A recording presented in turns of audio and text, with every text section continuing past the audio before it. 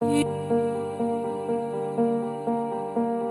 जी की इच्छा में दहेज और उसके बाद लड़की फार्मासिस्ट हो। दहेज जैसा सीन रहा ही नहीं। अब तो आप क्या हो गई, अब तो नहीं आप इस घर की नहीं नहीं, सबसे इस बड़ी घर की बहू नहीं, है। अगर मेरा ये इंटरव्यू यहाँ पर चल रहा है हाँ। तो निश्चित रूप से ये बात जो है, अगर कभी आप इसका मुझे लिंक देंगे तो हम्म। निश्चित रूप से मैं अपने घर वालों तक और लोगों तक भी पहुंचाने की कोशिश करूंगी। हम्म। और जब मैं पहुंचाऊंगी तो निश्चित रूप से वो लोग देखेंगे भी, और वो मेरा सच झूठ सब जो है, क्या कहते हैं, पानी की तरह साफ हो जाएगा कि क्या मैंने कहा देखो, है। बहू ने हमें बचा लिया। नहीं मेरे मायके वाले ये कहेंगे कि हमने अपनी बेटी को जो संस्कार दिए थे वो उसने छोड़े नहीं। अरे छोड़ो रहने दो यार, अब तो मत कहो। 21 साल पुरानी बात है ये। ऐसा है। आपको तो याद भी नहीं है, आप बच्चे थे। सही है। सोचो। नहीं, मैं बच्ची नहीं थी, इतनी भी बच्ची नहीं थी। हाँ। हाँ, लेकिन नवनीत जी से चूंकि मैं 13 साल छोटी हूँ, हाँ। वो मुझसे 13 साल बड़े हैं। ठीक हो गया। तो एक जो उनके अंदर जो परिपक्वता तब थी वो और ज्यादा और परिपक्व हुए हैं।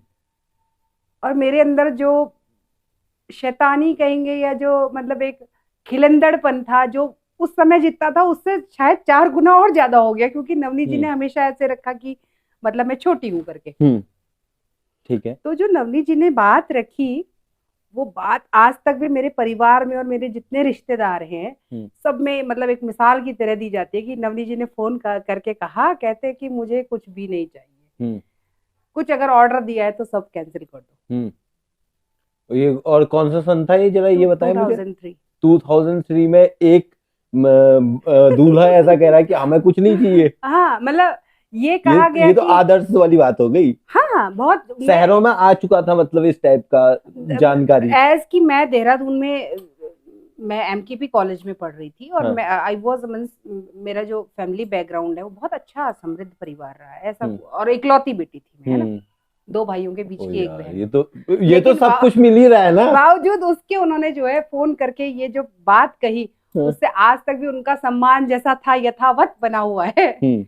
नए जवाई का जो वो होता है, आज भी वो नहीं है, आज भी वैसे ही है। 21 सालों बाद इतने जवाई और आए गए लेकिन वो बात उनका सम्मान वैसे का वैसा ही है। उसमें नमस्कार, मैं हूँ हर्ष काफर, आप देख रहे हैं बकौल। हमारे साथ अभी तक जिनको आप सुन रहे थे वो है क्या नाम है इनका, रुचि उनियाल बहुगुणा। रुचि बहुगुणा उनियाल। इसके बारे में भी अभी हम बाद में पूछेंगे। इनकी कविताओं में प्रकृति खुद चली आती है। चांद को कहती है लैंप पोस्ट, और तारों को कहती है आसमान का क्या था वो, आंगन मतलब मान लेते हैं। ठीक है। और तो हम इनसे मिलने आए ऋषिकेश, और बातें आप देख ही रहे हो कि चटपटी शुरू हो चुकी हैं। तो मैडम, आपने एक कविता लिखी है कि ईश्वर तुम आत्महत्या कर लो। क्यों कर लो आत्महत्या? किसी किसी को आत्महत्या करने के लिए उकसाना सही है क्या? आत्महत्या करने के लिए उकसाना शायद सही नहीं है। जब हम किसी बहुत, हमारा कोई बहुत प्रिय होता है, तो हम जब उससे नाराज हो जाते हैं या हम उसकी किसी बात से दुखी हो जाते हैं, तब हम उसे अक्सर कहते कि जा तू मर जा। हाँ, तो वो इसलिए जब कहा जाता आप है क्योंकि एक हम संवेदनशील राइटर हैं, संवेदनशील लेखिका है, तो आप कैसे किसी से कह सकती हैं यार जा मर जा? ये देखिए, लेखिका उस कविता के बाद, वो अगर वो कविता है, अगर वास्तव में वो पाठक के लिए कविता है, और पाठक उस कविता को पढ़ करके उसको कविता करार देता है कि कविता है, तो उसके बाद मैं लेखिका हुई। जब मैं वो चीज लिख रही हूँ तो मैं कविता की तरह नहीं लिख रही हूँ, मैं अपनी पीड़ा, अपना दर्द अपने सबसे प्रिय व्यक्ति तक पहुंचा रही हूँ। ईश्वर को तो आप मानती हैं? बिल्कुल मानती हूँ। हाँ। तो फिर ईश्वर आपके लिए कौन कौन ईश्वर है? मतलब जो मिथक है वो ईश्वर है, या माता पिता ईश्वर है, या कौन ईश्वर है? मेरे आराध्य, जैसा अगर हर्ष आपने मुझे पढ़ा है या जो लोग मुझे जानते हैं, मेरे आराध्य देव कान्हा जी हैं, है ना? पर कान्हा को कोई मिथक भी मान सकता है और कोई वास्तव में कोई चरित्र भी मान सकता है। और अगर कोई श्री कृष्ण को आप पढ़ने जाएंगे तो जो गीता उन्होंने 5200 साल पहले जो उन्होंने बोला था, वो तब भी उतना सत्य था, उतना ही ज्यादा कारगर था, उतना ही ज्यादा लागू होने वाली चीज थी। और आज की डेट में भी आप गीता उठा के देखो, आज की डेट में भी उतना ही कारगर है। कहने का मतलब है कि मेरे लिए जो ईश्वर है वो कान्हा भी हो सकते हैं। तो गीता तो आदर्श है, आदर्श तो कभी बदलेंगे नहीं ना। नहीं, तो गीता आदर्श है। गीता आप ये मान रही नहीं मान रही? गीता तो आदर्श, हम लोगों को आइडियल की तरफ बढ़ना चाहिए। हाँ, तो वो तो कभी कोई दिक्कत ही नहीं है उसमें। गीता पर हम प्रश्न करने वाले कौन होते हैं? आराध्य की बात हो रही थी ना जी। देखिए, मैंने अपने सिर्फ अभी तक मैंने आराध्य के विषय में बताया, ठीक है, कि ये मेरे आराध्य हैं, ठीक है, ठीक है, डेरिवेशन यहाँ तक हुआ है। हाँ, लेकिन जहां मैं किसी भी व्यक्ति को अगर किसी दूसरे के लिए उसके दर्द और उसकी पीड़ा में उसके साथ खड़ा देख रही हूँ, मनुष्यता के पक्ष में देख रही हूँ, प्रकृति के पक्ष में देख रही हूँ, तो वो मेरे लिए ईश्वर तुल्य है। भले ही वो गटर साफ करने वाला कोई हमारे लिए, किसी और अन्य के लिए वो नीची जाति का व्यक्ति क्यों नहीं है, लेकिन वो मेरे लिए ईश्वर तुल्य है। सीधी सीधी बात जो है, मेरे लिए कोई जाति, धर्म, क्षेत्र कोई मायने नहीं रखता। उसका रीजन ये है, चूंकि मैंने जितना देखा, जितना पढ़ा, जितना समझा, आप जब किसी दायरे में बंध जाते हैं ना, तो दायरे में बंधा हुआ तो पानी भी होता है, उसमें भी कीचड़ हो जाता है। ठीक, उस दायरे में मैं खुद को नहीं बांधना चाहती। इसलिए जो भी व्यक्ति, जो भी, आपको ऐसा नहीं लगता कि जो जाति, धर्म, मजहब ये इनकी बात कर रहा है वो ज्यादा क्लोज है इनके? क्योंकि वो बात कर रहा है ना इनकी। किन के क्लोज है? मतलब जाति, धर्म और मजहब वाले ही वो पॉन्ड के क्लोज है, जिस पॉन्ड की आप बात कर रहे थे। तो मैंने पहले ही बोल दिया कि वो पॉन्ड बना ही क्यों? वो कीचड़, वो जो है बहते हुए पानी को आप कहीं पे रोक दीजिए, तभी तो कीचड़ होगा ना। आप कभी भी देखना, नदी कहीं बह रही है, गंगा जी इतने सालों से बह रही है, ठीक है, और रोज हम लोग बोलते हैं यहाँ से गटर का पानी चला गया, यहाँ से सीवर का पानी चला गया, गंगा जी गंदी हो गई, अब नमो गंगे चलाओ, अब ये गंगा स्वच्छता चलाओ। तो गंगा जी साफ हुई? नहीं हुई। कोरोना में 1.5 महीने पूरा देश बंद रहा और सब कुछ, तो वो तो बह रही है। गंगा, यमुना, मंदाकिनी, ये सारी नदियां लड़कियों के नाम है, ठीक है। और जैसे आप कह रहे हो ये गटर गया और ये गया वो गया, लड़कियों की भी, स्त्री की भी वही हालत है, ठीक है। नदी को खरोड़ रहे, स्त्री को खरोड़ रहे, यही हालत है। क्या है इसका आपका विमर्श? मेरा विमर्श ये कहता है कि ऐसा नहीं है कि पुरुष हर जगह गलत ही है। अगर बात, क्योंकि आप प्रेम करती है। नहीं, ऐसा भी नहीं है। प्रेम करती हूँ निश्चित रूप से, और प्रेम के मामले में बहुत समृद्ध हूँ। बहुत समृद्ध हूँ, मुझे बहुत प्रेम मिला। सही है। वो प्रेम पति का हो, पति के रूप में प्रेमी का हो, चाहे वो जो है भाई बहन का हो, मित्र का हो। आप यहाँ बैठे हैं, आप भी प्रेम वश ही यहाँ तक आए हैं, निश्चित रूप से।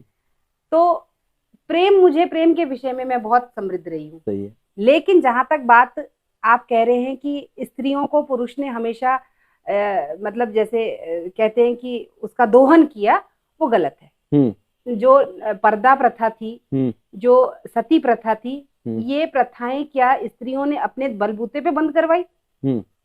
या जो स्त्री शिक्षा थी, वो स्त्री शिक्षा क्या स्त्रियों ने अपने दम पे पाई? नहीं, पहले जब आदिकाल था तो गार्गी थी, मैत्रेयी थी, इतनी बड़ी बड़ी महिलाएं, इतनी ज्ञानी, इतनी विदुषी महिलाएं हुई हैं।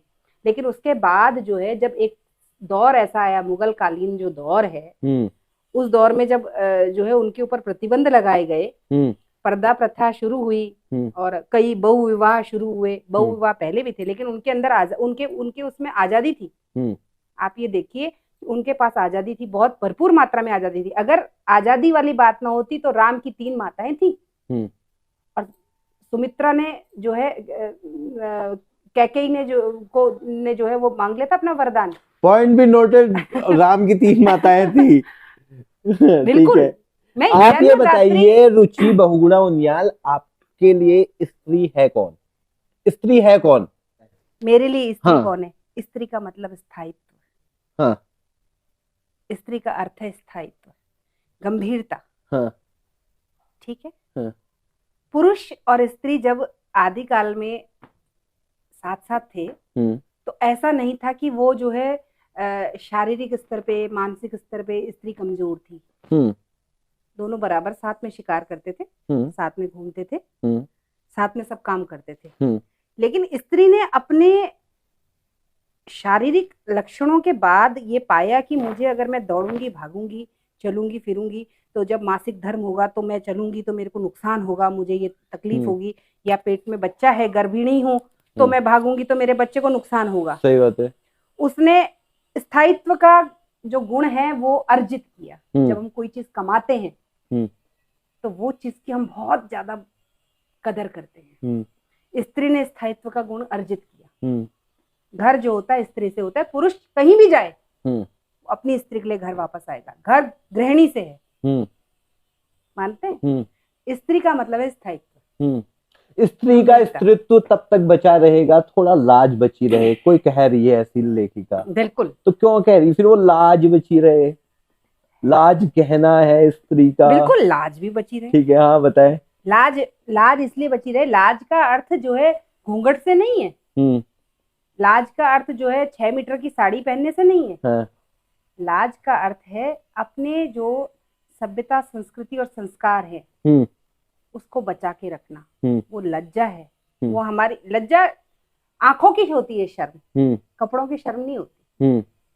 अगर मैं अपने बड़ों के सामने ऐसे भी बैठ जाऊं जैसे अभी बैठी हूँ, तो मुझे ये नहीं कहेंगे कि रुचि तुम ऐसे क्यों बैठी हो, मुझे कुछ नहीं कहेंगे। हाँ। लेकिन अगर मैं उनके सामने जो है, तो ये तो आप बेहतरीन बैठे हो।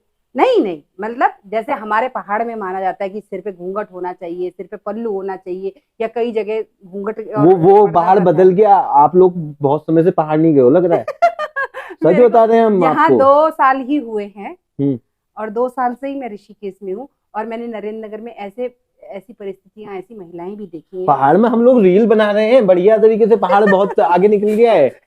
पहाड़ में हम लोगं ने नदियां दिया सब खंदी है, पेड़ काट लिए हमने। वो तो मुझे पता है कि वो काट बढ़िया घर बना रहे हैं हम भी। हाँ, वो पहाड़ अगर काटे, देहरादून से पहाड़ ऐसा दिख रहा है आपको? ऐसा, ये आपकी गलत फहमी है कि आपने पहाड़ को बढ़िया देहरादून बना दिया। हमने कहा हम तो कह रहे हैं रील बना रहे हैं हम वहां पे। जो आप कह रहे हैं ना कि हमने पहाड़ से पेड़ काट दिए और हमने जो है घर बना दिए, ये पहाड़ का विकास नहीं है। हम भी टाइल्स वाइल्स लगाने लगे हैं अब। ये पहाड़ का विनाश है। ये मेरी नजर में विनाश है। है ना? क्योंकि भले ही गौरा देवी ने जो है चिपको आंदोलन चलाया, और चिपको आंदोलन चलाने वाली गौरा देवी जी कभी अपने गांव से बाहर नहीं गई। वो अनपढ़ महिला थी, ठीक, और बहुत अल्पायु में वो जो है बाल विधवा हो गई थी। लेकिन उसका श्रेय किसने पाया? पुरुष ने पाया। मुझे शायद एक्सप्लेन करने की जरूरत नहीं है। तो जो विनाश है ना, वो विनाश ऐसे होता है। वो महिला, लेकिन गौरा देवी को श्रेय की जरूरत भी नहीं थी ना, उसको तो जंगल की जरूरत थी, उसको जंगल मिल गया। सुन लीजिए श्रेय पाने वाले को श्रेय मिला, और गौरा देवी को जंगल मिल गया ना। जंगल मिला ना। हाँ। लेकिन उस समय क्या था? उस समय ऐसा अंधाधुंध विकास नहीं था हर्ष। उस समय जो था, उस महिला को जंगल बचाने की होड़, उसकी आवश्यकता इसलिए लगी क्योंकि उसे पता था मेरी गाय चौक में बंधी हुई है, उसके लिए चारा पत्ती चाहिए। ठीक है, जो घास आएगा उसके रेशे से मुझे रस्सी बनानी है। ठीक है, जो कीड़ा आएगा उसको जलाना है, आग जलानी है उससे। ठीक है, गोबर होगा तो खेत में जाएगा। उसको हर चीज का पता था, भले ही वो अनपढ़ थी। आज की डेट में जब वो गांव जहां ऑल वेदर रोड पहुंच गई है, ठीक है, जो ऑल वेदर रोड वहां चली गई है, उस ऑल वेदर रोड ने क्या नुकसान किया आप बताओ? उस ऑल वेदर रोड ने ये नुकसान किया कि सब जगह तो गाड़ियां पहुंच गई, पराग की थैलियां दूध के ऊपर तक पहुंच गई। तो जंगल कटे ना कटे, उन महिलाओं की तरफ से वो भाड़ में जाती। एक भी गांव में, सबसे पहले तो आप कुमाऊं नहीं है और मैं पहाड़ी, मतलब मैं यहाँ से हूँ, गढ़वाल से हूँ, तो आप अपने कुमाऊं में बताएं कितने गांव खाली हो गए? बताओ। बहुत से गांव खाली है, हो गए ना खाली। अब वो सीमाएं जिनकी रक्षा पहले गांव वाले करते थे, चाहे वो अपने लालच से करते थे कि ये पेड़ मेरा है, इसमें मत हाथ लगा देना, आज उन पेड़ों का कोई बोलने वाला नहीं है। अब वो एक पेड़ कटे चाहे 100 पेड़ कट जाए, वो महिलाएं पढ़ी लिखी होने के बावजूद भी हम्म, अनपढ़ों से भी ज्यादा बदतर स्थिति में जी रही है। ठीक है, क्योंकि ना वो उनको अपने घर में दूध की चिंता है, ना उनको अपने घर में लकड़ी जलाने की चिंता है, क्योंकि गैस का सिलेंडर पहुंच रहा है, भले वो 1200 से 1500 का 1800 का हो जाए। ठीक है, उन्हें उस गैस सिलेंडर की भी चिंता नहीं है, उन्हें राशन की भी चिंता नहीं है, क्योंकि राशन जो है 5 किलो की अनाज की थैली आ रही फ्री में, जिसमें एक बहुत बढ़िया फोटो भी चिपकी हुई है। ठीक है, मैं नाम कुछ भी नहीं लेना चाहती, लेकिन आप समझ रहे हैं। ठीक है, तो ये जो विकास है, विकास नहीं है, ये विनाश है। हमने एक दफा एक आर्टिकल लिखा, और वो आर्टिकल था पंचेश्वर डैम और टिहरी डैम का तुलनात्मक अध्ययन। ठीक है, ठीक है, करिए, थोड़ा अध्ययन हमारे सामने भी करिए। तुलनात्मक अध्ययन था। तुलनात्मक अध्ययन का मतलब है कि आप कम से कम महीनों स्टडी करनी पड़ती है। ठीक है, पहले स्टडी किया, लिखा आर्टिकल। आप ये देखिए, जब टिहरी डैम बन रहा था तो 2400 मेगावाट बिजली उत्पादित होगी, ये कहा गया था जी। 1000 मेगावाट भी नहीं हो रही। पूरी एक नागर सभ्यता को आपने उजाड़ दिया। और आज की डेट में जो गढ़वाल का, जितना टिहरी गढ़वाल वाला जो क्षेत्र है, उस पूरे क्षेत्र में कितने लाख टन पानी का दबाव है, उसकी वजह से कितना नुकसान है। कितने चारा पत्ती, कितने चौड़ी पत्तियों के जंगल बर्बाद हुए, कितने गांव बर्बाद हुए, कितनी सभ्यता संस्कृति बर्बाद हुई, कितना आपस का मेलजोल बर्बाद हुआ। वो लोग वहां से भले ही करोड़पति बन के नीचे आ गए, लेकिन उनके अंदर वो भाईचारा, वो अपनापन बिल्कुल नहीं बचा। सबसे बड़ी बात। दूसरी बात, बादल फटने की कितनी ज्यादा घटनाएं घटित होने लगी। आप बताओ कितना जलवायु परिवर्तन हो गया। अगर वही डैम, अब जैसे पंचेश्वर डैम की बात हो रही है, प्रस्तावित है, निश्चित रूप से बनेगा। क्यों बनेगा? क्योंकि अब पहाड़ में या पूरे देश में भी देख रही हूँ, अपनी चीजों के लिए बोलने वाले लोग खत्म हो गए।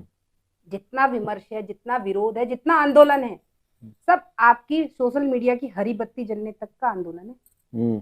जिस समय वो हरी बत्ती बुझी, तुरंत आंदोलन वहीं पर खत्म। उसके बाद अब शाम के टाइम हमने कहाँ पे बैठ के गप मारनी है और कहाँ पे खाना खाना है, वो देखा जाता है कि नहीं। ये जो आर्टिकल आपने लिखा था या तुलनात्मक अध्ययन किया था, ये सरकार द्वारा फंडेड था? सही बताना आप मेरे को। देखिए, मतलब सरकारी पैसा भी मिला था आपको? सरकारी पैसा तो खैर क्या ही, मैं बताती हूँ उसका, वो भी आपको हर्ष।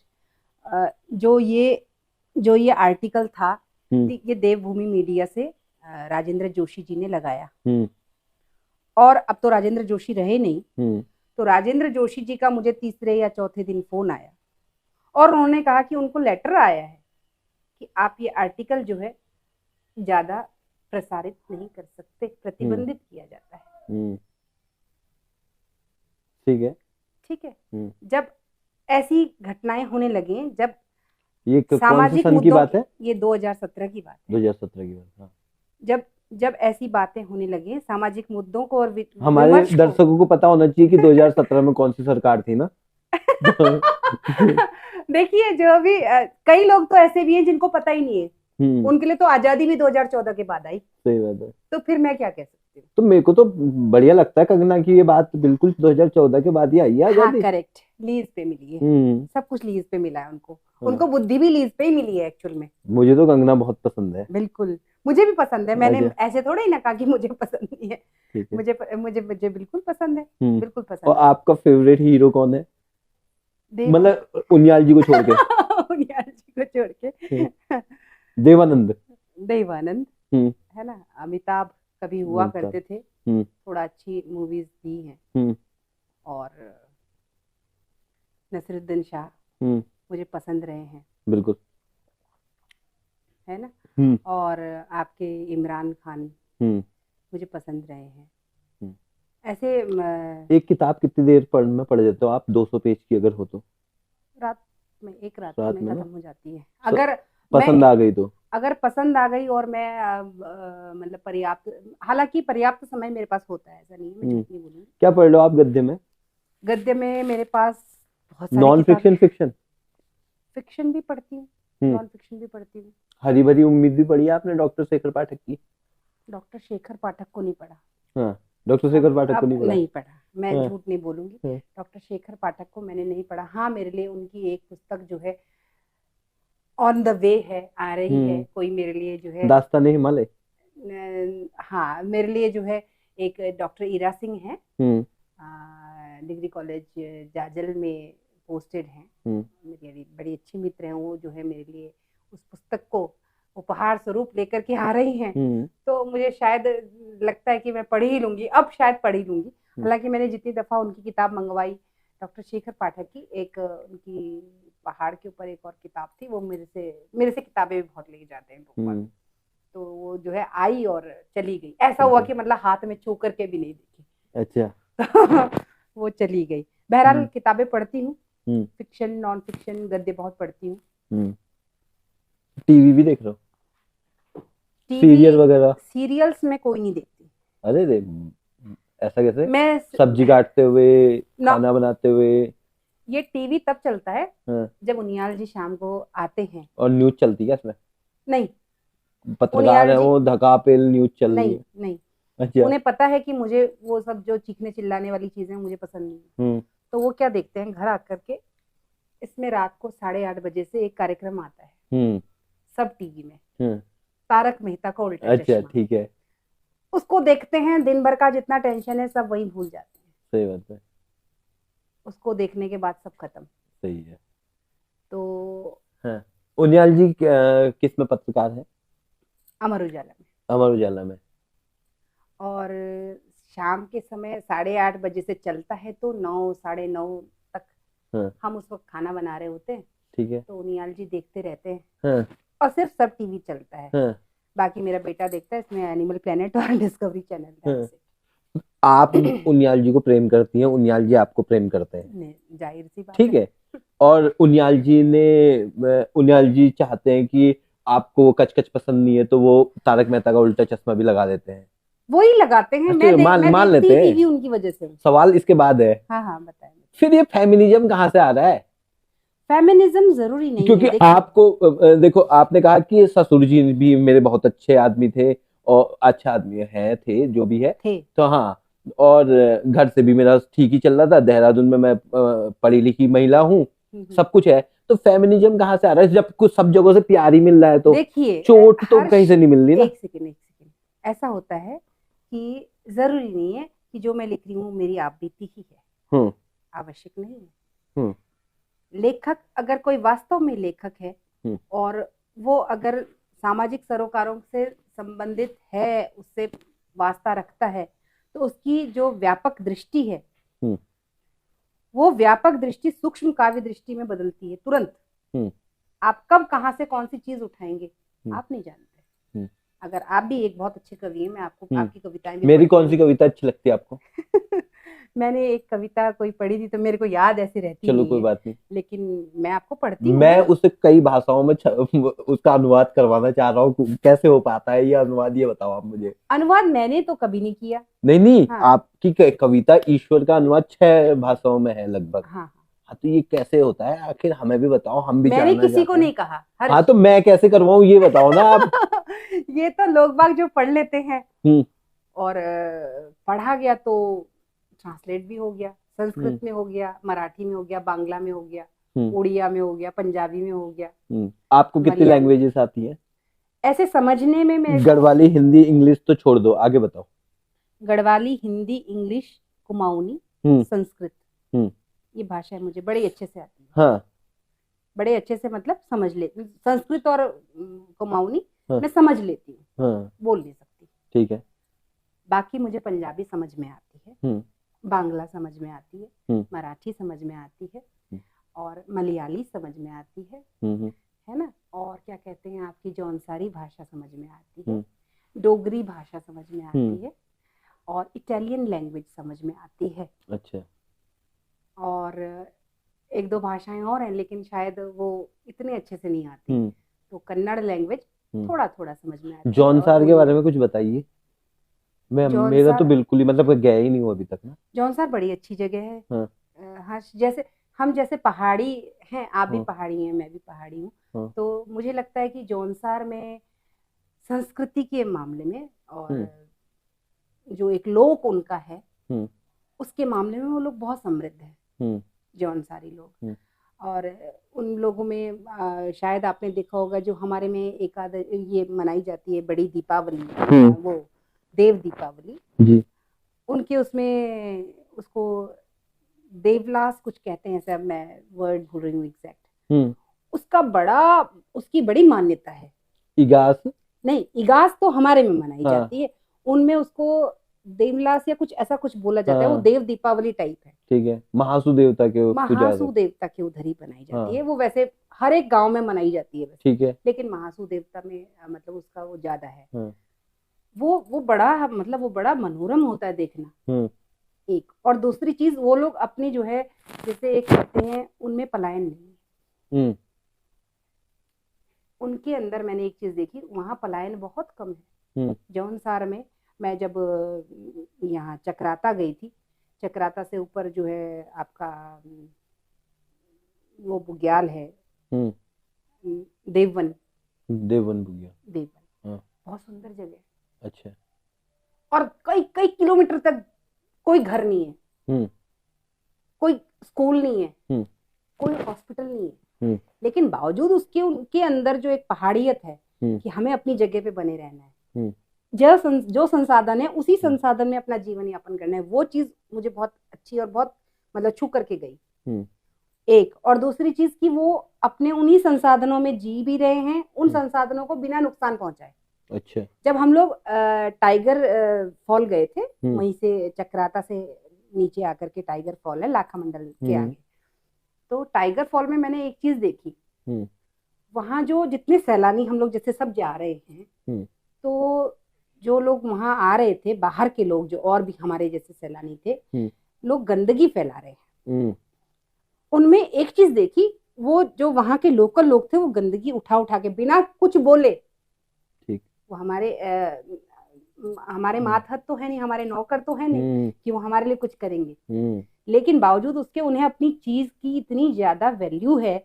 उन्हें पता है कि ये पानी हमारे खेत में जाता है, इस पानी को हमने पीना है, या ये हमारी धरोहर है, इसकी रक्षा हमको करनी है।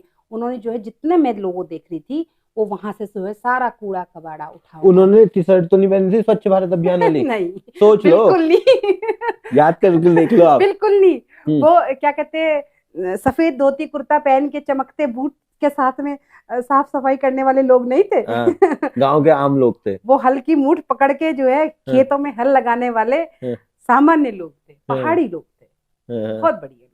घर में आपके कितने फैसले समझे जाते हैं और आपके कितने फैसले अमल में आते हैं? इस घर में, हाँ, इस घर में आपके कितने फैसलों की कदर होती है? मेरे घर में हर फैसला। अब देखो बहुत कठिन हो गया इनके लिए सवाल। नहीं, वैसे ऑन कैमरा ये बात नहीं कहनी चाहिए, लेकिन बावजूद उसके में बात नहीं क्यों नहीं कहनी चाहिए? आप जब नारी का कॉम्प्लेक्स नाम की एक चीज होती है। हाँ। जो महिलाएं इस इंटरव्यू को देखेंगी सुनेंगी, हाँ। उनके मन में कॉम्प्लेक्स आ सकता है।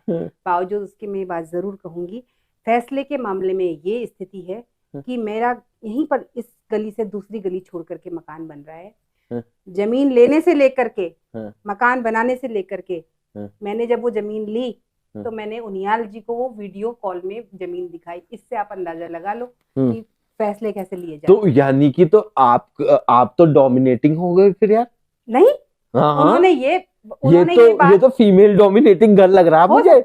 हो सकता है कि आपको लग रहा हो, लेकिन मेरे हस्बैंड का कहना ये था, अपनी फैमिली के सामने और अपनी मेरी माँ के सामने, मेरी मम्मी के सामने उन्होंने ये बात कही। मम्मी या सासू मम्मी के सामने? नहीं, मेरी मम्मी मतलब मेरी जन्मदात्री, और माँ मतलब मेरी सासू माँ। हाँ ठीक है, मैं उन्हें माँ ही बोलती। ठीक है। तो माँ और मम्मी दोनों के सामने उन्होंने एक बात कही कि मैंने इतने योग्य बना लिया है इन्हें कि 19 साल की जो रुचि थी उसमें आमूल चूल परिवर्तन है। तो सारा क्रेडिट तो उन्होंने ले लिया ना, मैंने इतना मजबूत बना लिया है। बिल्कुल उन्होंने बनाया है। इस बात को मैंने अभी अब थोड़ी देर पहले कहा कि स्त्री जो चेतना है, स्त्री चेतना है, वो स्त्री चेतना अपने आप स्वतः नहीं, सारा क्रेडिट तो खा गए वो आपका, और फिर आप देख लो। नहीं, लेकिन आपने बोला फैसले कौन लेता है, वो मैं बता रही हूँ कि सुई लेने से लेकर के जहाज लेने तक का फैसला मेरा है। नहीं, आप लास्ट में दिखाते हो ना उनको फाइनल रिपोर्ट कि देखो यार उनियाल जी ये है, और वो देखते हैं अच्छा यार 19-20 चलो कोई बात नहीं कर देते हैं अच्छा, फाइनल। इसी संदर्भ में देखिए कि मेरे बहुत सारे मित्र आते हैं, आप आए जी। इससे पहले मेरे मित्र हैं योगेश ध्यानी, वो आए अपनी पत्नी और दोनों बेटियों के साथ में, बहन और भांजे के साथ में। उससे पहले आभा काला जी आई, उनकी बहन आई तनुजा पोखरियाल शर्मा, है ना। इससे पहले भी कई लोग आए हैं मुझे मिलने, लोग घर आते हैं। एक दफा नरेश गुर्जर एक मित्र रहे, वो भी मेरे को मिलने, सपत्नीक आए राजस्थान से। तो जिस घर में महिला प्रताड़ित होती है या जिस घर में महिला डोमिनेटिंग नहीं होती है, उस घर में महिलाओं की बहुत बुरी स्थिति होती है हर्ष। मैंने ये बात अपने अनुभव से जानी है। एक होता है आयु वृद्ध, एक होता है अनुभव वृद्ध। मैं अपने आप को आयु वृद्ध तो नहीं मानती हूँ, इतनी आयु नहीं है, नहीं आप तो अभी बच्चे ही हो, लेकिन अनुभव के मामले में मैं मतलब पूरे उससे कह सकती हूँ कि मैं अनुभव वृद्ध हूँ। हाँ, अनुभव वृद्ध तो हो आप। क्यों? उसका रीजन है उसका रीजन ये है कि मेरे साथ में एक महिला है मित्र, मैं उनका नाम नहीं लूंगी। वो जो है एक दिन इस तरह की बात मुझसे कह रही थी कि उनके घर में जो किताबें आती हैं वो किताबें उनको छुपा के रखनी पड़ती हैं। अच्छा। पढ़ने के लिए जो किताबें छुपाए, क्योंकि इनको पसंद नहीं है, जो ये शब्द है इनको पसंद नहीं है। ये शब्द अपने आप में बताता है कि उस महिला की घर में क्या स्थिति है। पसंद उनियाल जी को भी साहित्य नहीं है। मैं कैमरे में ये पत्रकार आदमी हो तो पत्रकार हैं, पर साहित्य उनको बिल्कुल पसंद नहीं। अगर मैं घर में साहित्य पढ़ने वाली नहीं हूँ तो उनकी नजर में सब रद्दी है, ठीक है। लेकिन चूंकि मुझे पसंद है तो जो घर बन रहा है उसमें बाकायदा एक रूम लाइब्रेरी। अच्छा, वाह। वो जो चीज है वो चीज वहां मिसिंग है। इसी से पता चलता है कि वहां डोमिनेटिंग कौन है। अगर आपकी इच्छा अनिच्छा का सम्मान नहीं है, जहां स्त्री को घर के अंदर और बाहर किसी भी तरह का तनाव है, अपना निर्णय लेने से पहले उसे 20 बार सोचना पड़ता है। एक और महिला है कोलकाता की एक संस्था में, वो जो है अच्छे पद पे हैं, पति उनके अच्छे ऑफिसर हैं, पुलिस में ऑफिसर है इनफैक्ट। और उन्होंने हमसे फोन पे ये बात कही कि मैडम उनियाल, मुझे कविताएं पोस्ट करने से पहले सोचना पड़ता है। सोचना पड़ेगा? फिर क्यों सोचना पड़ेगा? क्योंकि आपके पति पत्रकार है ना। पत्रकार का मतलब आजाद आदमी है, ठीक है। आपको नहीं सोचना पड़ रहा है। आप स्त्री विमर्श या आप कहेंगे स्त्री मुखरता जो है वो तभी तक कारगर है जब तक जो है आपने कोई ऐसा काम करने से पहले सोचा नहीं।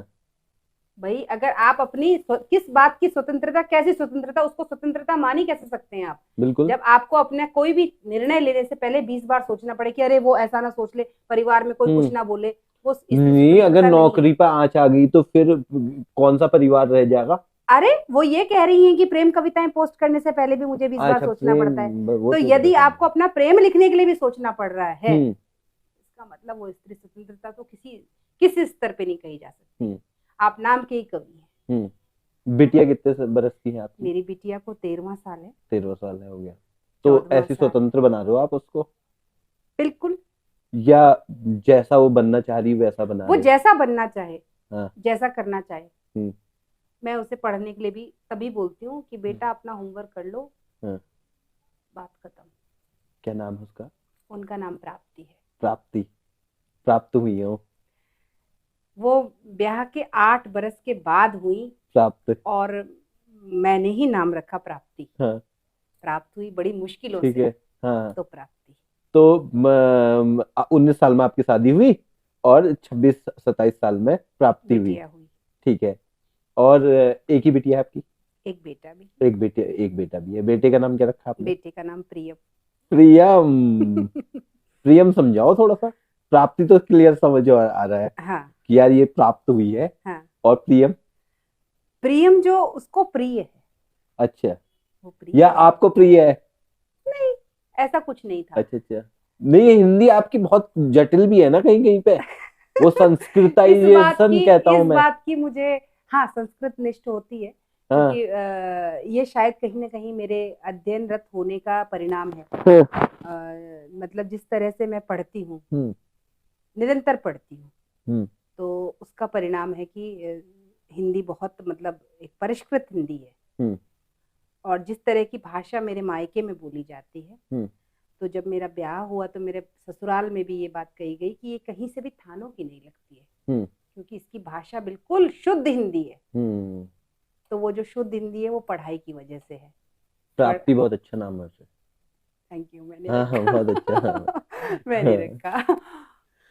भाई और बताए, कविताओं में संशय यानी कवि का संशय। कवि का संशय किस तरह संदर्भ में पूछ रहे हैं हर्ष? क्यों लिखना है, प्रेमी क्यों लिखना है जब इतनी खदबदाहट हो रही है, तब ऐसा भयानक समय है। हाँ, ऐसा कवि मान रहे हैं, इसका मैं अर्थ नहीं ये कह रहा है, हूँ। इसका अर्थ ये है हर्ष, इस समय मैं आपके कैमरा में ये बात कह रही हूँ, इसका अर्थ ये है कि आप मेरे से मिलने के लिए मुझे बिना पढ़े आ गए हैं। कैसी बातें कर रहे हैं? मैं बिल्कुल, मैं अभी पहाड़ पे आ जाऊंगा।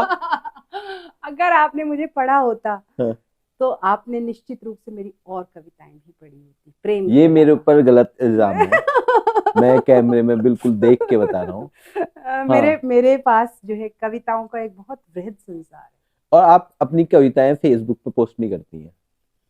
ऐसा आपको लगता है? बहुत कम करती हैं मेरी कविताएं। और वो शेयर वाले मोड में नहीं रहती हैं, वो सिर्फ फ्रेंड, ओनली फ्रेंड वाले मोड में रहती हैं। देखिए हर्ष, मेरे को दरअसल सबसे बड़ी बात, आज पहली दफा आप पकड़ लिया मैंने। नहीं, आज आप पहली दफा, आप पहले व्यक्ति हैं जो मुझसे मेरे कविताओं के संदर्भ में बातचीत करने मेरे घर आए हैं जी। और इससे पहले भी ऐसा नहीं है, इससे पहले भी मुझसे बहुत सारे ऐसे अमर उजाला के पत्रकार आए होंगे। आप कुछ कहना चाहती हैं कविता में? कविता में जो मेरे मन में आया वो कह देती हूँ। वही कहती हैं और भी कुछ कहना चाहती हैं? देखिए, मैंने कहा अभी थोड़ी देर मतलब पहले, आप दूसरे की बात भी कह रही हो या सिर्फ अपनी बात कह रही हो कविता में? मैंने अपने प्रेम कविताएं लिखी। वो तो ठीक है, मैं संग्रह आया। हाँ, वो तो आपका प्रेम है। लेकिन एक सेकंड, हम वहीं जा रहे हैं जहां आप ले जाना चाहते हैं। वो जो प्रेम कविताएं हैं, उन प्रेम कविताओं को पढ़ करके आप खुद को उन कविताओं से कनेक्ट कर सकते हैं। ठीक है, बिल्कुल मैं समझ रहा हूँ। वो प्रेम का एकालाप नहीं है, वो व्यष्टि से समष्टि की यात्रा है। ठीक है, ठीक है। तभी पढ़ी जाएंगी वो। मैंने लिखा और आपने उसे ग्रहण कर लिया। ठीक है। आपने कहा मेरे मन की बात थी, इन्होंने लिखी, वो कविता है। ठीक है। कविता जब कवि ने लिख दिया तो मैंने कहा अभी थोड़ी देर पहले कि मैंने लिख के खुद को मुक्त किया। ठीक है, ठीक है, ठीक है, ठीक है। लेकिन अगर वो कवि कविता लिख रहा है और पढ़ने के बाद एक दो कविताएं पढ़ी संग्रह में, तीसरी चौथी पांचवी 10वीं कविता पढ़ी, और उसके बाद भी अगर ये लग रहा है कि यार ये तो किसी एक व्यक्ति के लिए लिखा जा रहा है, तो पाठक उससे खुद को कनेक्ट नहीं कर सकता।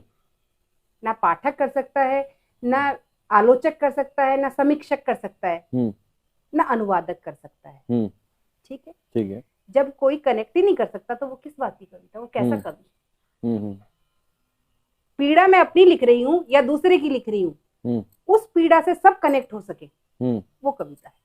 ठीक है, ठीक। अर्थ को शब्दों के कारागार से मुक्त करना इस तरह से देख सकते हैं कि एक दफा हम फार्मेसी कर रहे थे, ये 2007 की बात है।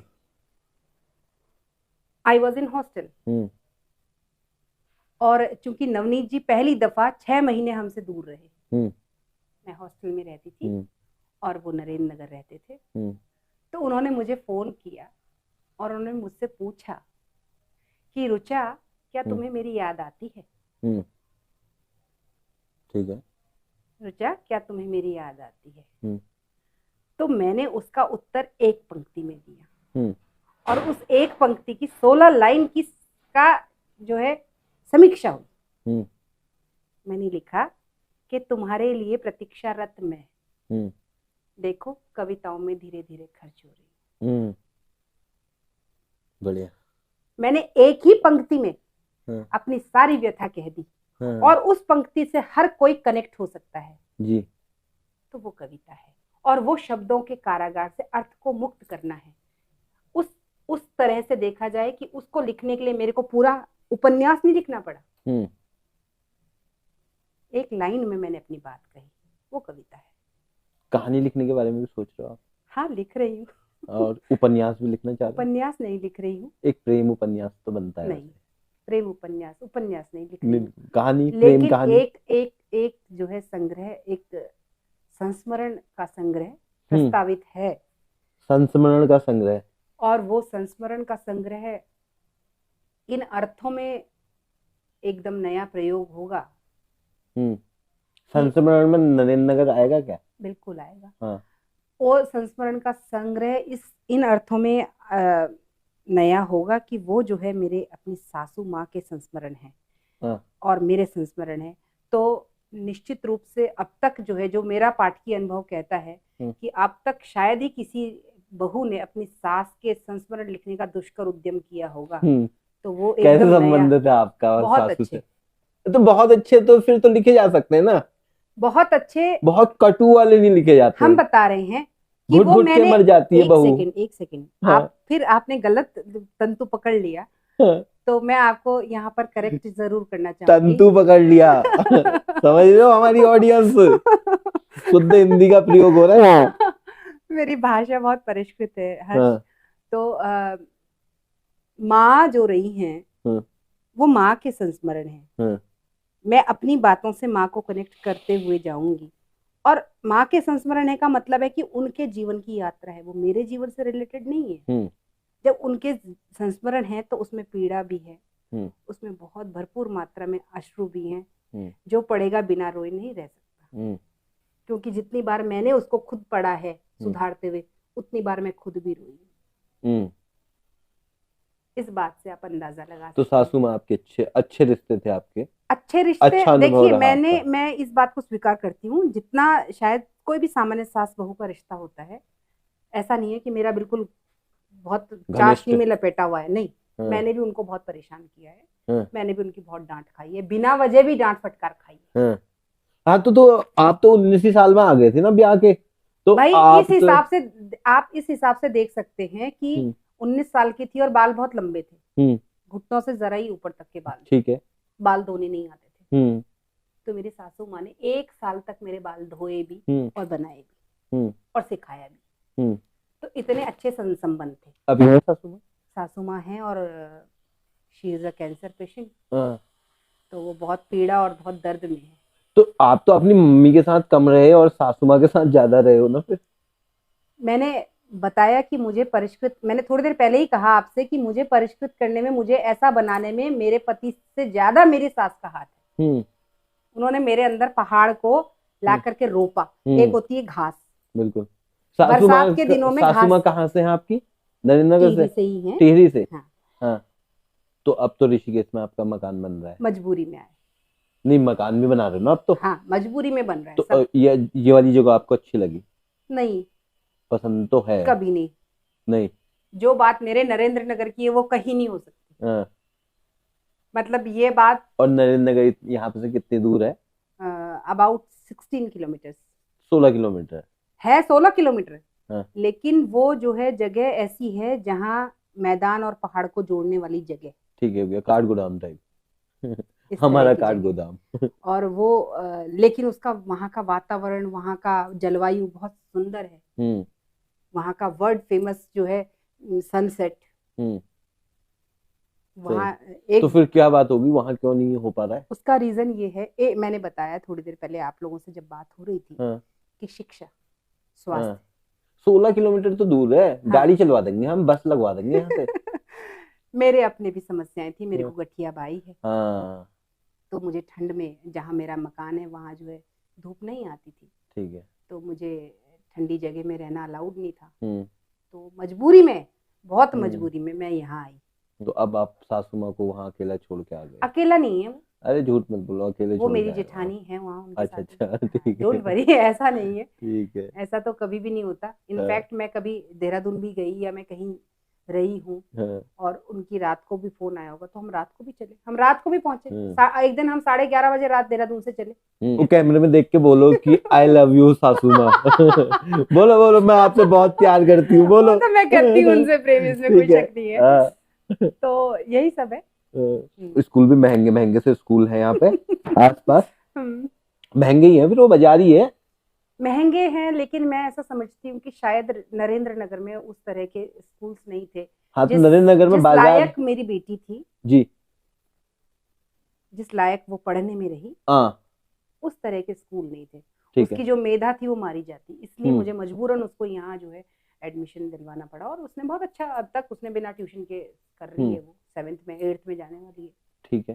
तो जहाँ LKG UKG नर्सरी के बच्चे ट्यूशन जाते हैं, वो ऐसा नहीं है। नरेंद्र नगर में सबसे अच्छे स्कूल कौन से?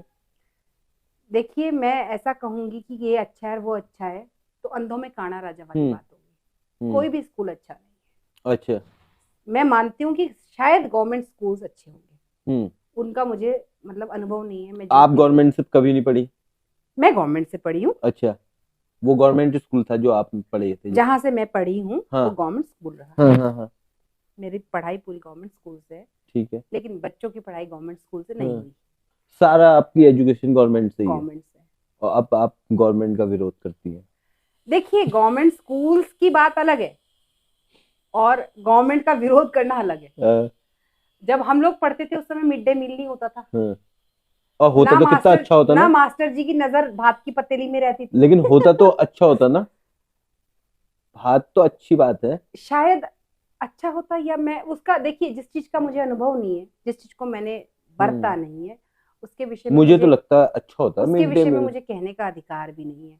लेकिन मैं ऐसा मानती हूँ कि शायद अगर अब ना होता तो शायद, और उससे बड़ी बात, जो चीज सबसे ज्यादा शिक्षा व्यवस्था को, जिस चीज ने सबसे ज्यादा बर्बाद किया है मेरी नजर में, वो है टीचर्स के ऊपर बिना वजह की पाबंदियां लगाना कि आप बच्चे को हाथ भी नहीं लगा सकते। उससे जो है, हमारे समय में ऐसा टाइम था कि टीचर्स जो है खूब अच्छा वाला पिटाई करते थे बच्चों की। तो बच्चों के अंदर एक भय रहता था, सम्मान रहता था टीचर्स। तो भाई की वजह से लड़के तो क्लास बंक कर रहे होते थे ना। वही लड़के आज की डेट में अच्छी अच्छी जगह पोस्ट पे बैठे हुए हैं जो बंक कर रहे थे। जी नहीं, सब बच्चे, उनके जितने बच्चे उस समय के जो बच्चे थे, यहाँ तक कि अगर वो बेरोजगार भी हैं तब भी वो अपना जो काम धंधा कर रहे हैं, या उनके अंदर जो एक संस्कार हैं वो बहुत अच्छे हैं। मेरे हिसाब से बहुत अच्छे संस्कार रहे हैं। ठीक है। मेरे हस्बैंड हैं तो वो भी गवर्नमेंट स्कूल से पढ़े हुए हैं। वो भी कोई गवर्नमेंट जॉब नहीं कर रहे, हालांकि उनके पास 3-3 मौके थे, उन्होंने छोड़े। ठीक। लेकिन बावजूद उसके वो अगर अपना काम भी कर रहे हैं, तब भी उनके अंदर जो संस्कार है, मुझे लगता है आज की डेट में अच्छे से अच्छे स्कूल में पढ़ने वाले बच्चे के अंदर भी वो संस्कार नहीं है। उस टाइम पे, जिस टाइम पे आपकी शादी हो रही थी, ये रिक्वायरमेंट नहीं थी कि लड़का गवर्नमेंट जॉब में हो? मुझे करनी नहीं थी शायद। अच्छा, ऐसा था क्या? क्योंकि मैं रहती थी अपने ताऊ जी के साथ में। वो कर्नल रिटायर्ड हैं। ठीक है। और दोनों भाई भी कर्नल हैं। तो ऐसा था कि मैं देखती थी कि वो अब कभी साल साल भर में छुट्टी आ रही हैं, फैमिली कहीं है। अभी भी जैसे मेरे बड़ा वाला भाई सऊदी चला गया। ठीक है। और भाभी यहाँ दिल्ली में है। तो चूंकि मेरा रिश्ता बड़ा जी ने करवाया, हमारे यहाँ बड़ा जी बोलते हैं, ताऊ जी नहीं बोलते। अच्छा, बड़ा जी। बड़ा जी। तो बड़ा जी ने करवाया, तो बड़ा जी को नवनीत चूंकि बहुत पसंद आ गए थे, और नवनीत जी लोगों को भी हम पसंद आ गए थे। तो उनका कहना ये था कि जैसे हम हैं मुंहफट कि दिल में कुछ नहीं रखना है, ऐसा लड़का है। उनको पसंद है। तो उस जमाने में ऐसा भी नहीं पूछा जाता था कि रुचि तुम्हें पसंद है लड़का या नहीं। तो उन्होंने मुझसे पूछा कि क्या तुम्हें पसंद है, तो हमने बोला जैसी आपकी इच्छा। हमने इच्छा बोलना था और तुरंत रिश्ता, हाथों हाथ रिश्ता हो गया।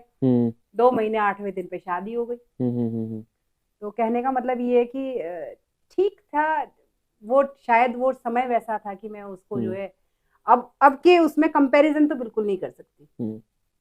दूसरी चीज की, शायद अगर मैं अपने आप पसंद करती या कहीं, तो नवनीत जी जैसे सुलझे हुए व्यक्ति को ढूंढना तो मतलब भूसे के ढेर में सुई ढूंढने जैसा होता। तो वो बहुत ही मुश्किल था। सासू माँ आई लव यू हो गया है। नवनीत जी आई रियली लव यू। ठीक है। He knows। ठीक है। बिंब खत्म होने का डर रहता है आपको? नहीं। ये संशय का विषय है? नहीं। लिखा हुआ कोई चुरा सकता है। नहीं, बिंब खत्म भी हो सकते हैं आपके। एक सेकंड। हाँ। लिखा हुआ भी कोई चुरा सकता है।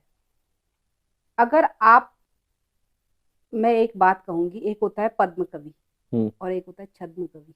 हम्म जो अंदर से कवि है हम्म उसको बिंब की कमी नहीं है, हम्म बिल्कुल भी नहीं। हम्म उसको ऐसे पड़े हुए मिलेंगे बिंब, हम्म जैसे हमें मिलता है ना कि ये पत्ता पड़ा हुआ है यहाँ पे उठा लो, हम्म ऐसे उसे बिंब मिलेंगे। हम्म और जो छद्म कवि है उसे जो है 2 4 5 साल के बाद टोटा पड़ेगा। हम्म वो आपके बिंब चुरा लेगा फिर। चुराता रहे, हम्म बिंब चुरा सकता है, मेधा थोड़ी चुरा सकता है। जीवन नहीं चुरा सकता वो आपका। उससे बड़ी बात मेधा मेरे मेधा अनुभव, वाली बात क्या है मेधा इसमें? भी है उसमें। मेधा मैं नहीं समझ पाया। मेधा मतलब आपका टैलेंट, हाँ मतलब वही टे- जो आपका कविता में टैलेंट। टैलेंट कहाँ से आएगा? कविता में भी टैलेंट होता है। बताएं। कविता, मैंने बताया कि अंतर की एक ऐसी यात्रा है, आपके अंतर की यात्रा है हम्म जो हर कोई व्यक्ति रहा है। हम्म उस यात्रा को हर कोई व्यक्ति कर रहा है। हम्म मैं तो कहूंगी जो जूता सिल रहा है, जो मोची बैठा है, हम्म वो भी बहुत अच्छी कविता कर रहा है। उससे उसके जैसा जूता मैं बना ही नहीं सकती, हम्म उसके जैसी कविता मैं नहीं कर सकती। हम्म जो उसकी कविता है वो अल्टीमेट है। हम्म। ठीक है, अपने आप में सही। शानदार। हम्म किसान जो कविता कर रहा है उससे मेरी क्षुधा शांत होती है, तो उसके हम्म बराबर तो कोई कविता नहीं है। सही है। लेकिन उस कविता को शब्दों में ढाल करके समाज को देना, हम्म वो दुर्लभतम गुण है। ठीक। समझ रहे हैं ना हम्म कि एक जो है, एक संस्कृत में एक श्लोक है, हम्म नरत्वम दुर्लभम लोके, हम्म है ना, विद्या, ऐसा कुछ है कि इस धरती में जो है मनुष्य का जीवन पाना वो दुर्लभ है। उस पर भी दुर्लभ है शिक्षा का प्राप्त हो जाना। हम्म और इन सब से सबसे ज्यादा दुर्लभतम गुण है कि उस शिक्षा का उपयोग करते हुए कवि के गुण को पा जाना। ठीक है। तो वो जो गुण है वो हर कोई नहीं पा सकता।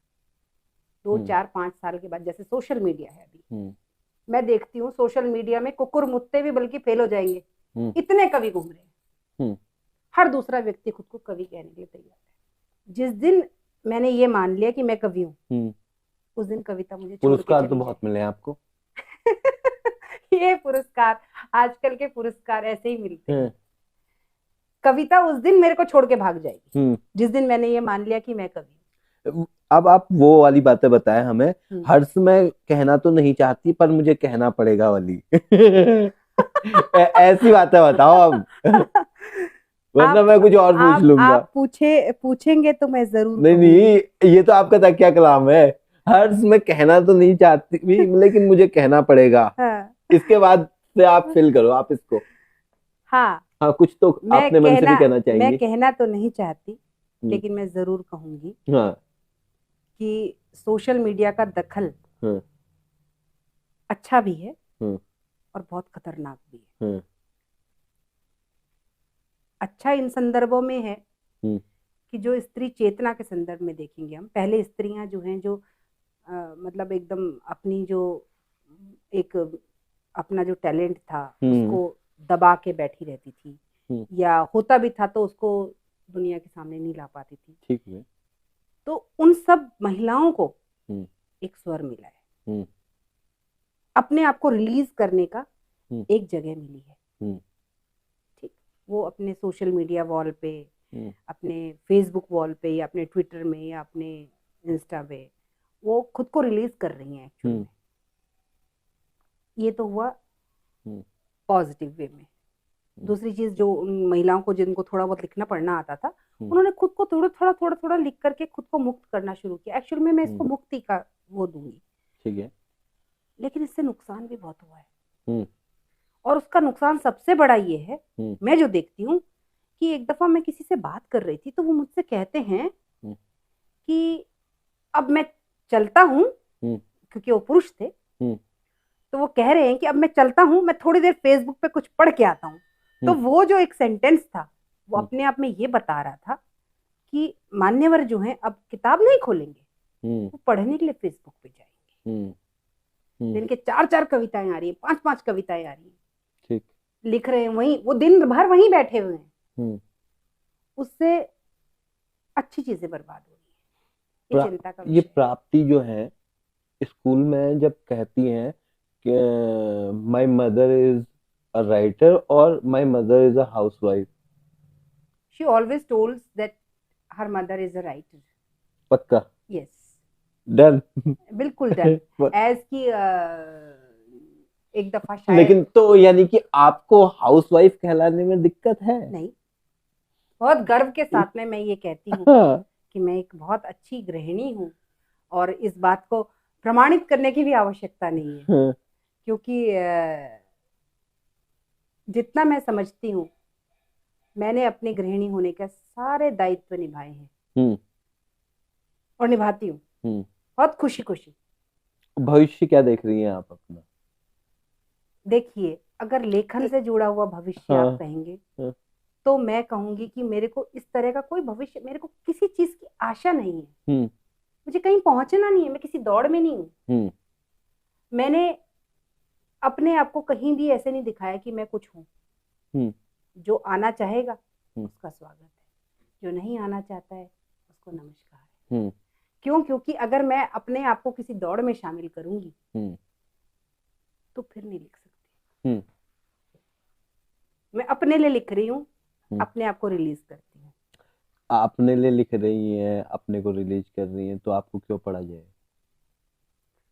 तो वो तो पाठक की मर्जी है। कि पाठक की मर्जी तो है ना, पाठक। लेकिन मैंने कहीं भी ये आग्रह नहीं किया। ये कोई मतलब नहीं है ना कि पाठक की मर्जी है। एक सेकंड, मैंने कभी भी ये आग्रह नहीं करता है, या लेखक कभी भी ये आग्रह नहीं करता है कि मुझे पढ़ा जाए।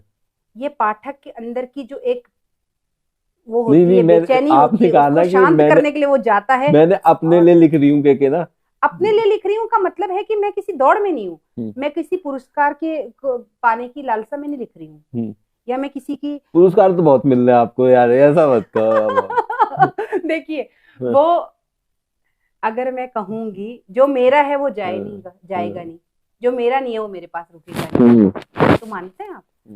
तो जो चीज है ही नहीं, जिस चीज में मेरे को जाना ही नहीं है, माना बात अगर कल कोई कहेगा कि ये कमेटी बनी हुई है, ये संस्था बनी हुई है, ये यहाँ पर ये मंच है और यहाँ आ जाओ काव्य पाठ कर लो, तो वो मेरे बस की बात नहीं है। ठीक हो गया कि मेरी प्रायोरिटी पहले मेरा परिवार है। मेरे दोनों बच्चे हैं, मेरे पति हैं। ठीक, एज की उनियाल जी, इस समय मैं कैमरा में देख के बात कह रही हूँ कि उनियाल जी को तो भाई खाना बनाना नहीं आता है। अगर मैंने उनको एक घड़ी के लिए भी छोड़ा तो उनको कुछ बनाना नहीं आता। मैं ऐसे नहीं जा सकती हूँ। यहाँ पे वो सासू माँ की गलती है, बोलो। आपने अपने बच्चों को खाना बनाना नहीं सिखाया। सासू माँ की गलती नहीं है, उनको ऐसा परिवार मिला कि उनकी 3 बहनें थी और उनकी जब तक शादी होती तब तक माँ भी युवा रही और तुरंत ही उनकी फिर चाची भी आ गई। प्रियम की एज क्या है? प्रियम 8 साल के हैं। प्रियम 8 साल के हैं, तो उन्हें आप खाना बनाना सिखाओगे? करेक्ट, सिखाओगे ना। मैं नहीं चाहती कि वो मेरे पति की तरह जो है किसी का मुंह देखते रहें कि अब वो बना करके देगा और तब मैं कुछ करूंगा, अदरवाइज वो होटल में जाए, ऐसा नहीं चाहती मैं। बेचारे नवनीत। सही है, बहुत बढ़िया। इसमें कोई दो राय नहीं है। अरे बेचारे नवनीत। ये एक जो है मतलब एक तरह से उनकी कमजोर कड़ी कही जा सकती है कि उनको किचन में कुछ भी करना नहीं आता। तो हमें तो आपसे बात करके बहुत अच्छा लगा। मुझे भी आपसे बात करके बहुत अच्छा लगा। ये आपने वो निगाहों से मैं निगाहें डाल के कहना है। हाँ, मुझे हर्ष से बात करके बहुत अच्छा लगा। तो लाइक करो, शेयर करो, सब्सक्राइब करो बकौल को। बिल्कुल बिल्कुल, सब लाइक करो, शेयर करो और सब्सक्राइब भी करो भाई बकौल को। और हमसे बकौल से बात करके बहुत अच्छा महसूस कर रही हूँ मैं। निश्चित रूप से मुझे वैसे ही महसूस कर रही हूँ जैसी कविता लिख के मुक्ति होती है। कहो। हाँ, निश्चित रूप से मुझे वैसे ही अनुभव हो रहा है जैसे मुझे कविता लिख करके होता है।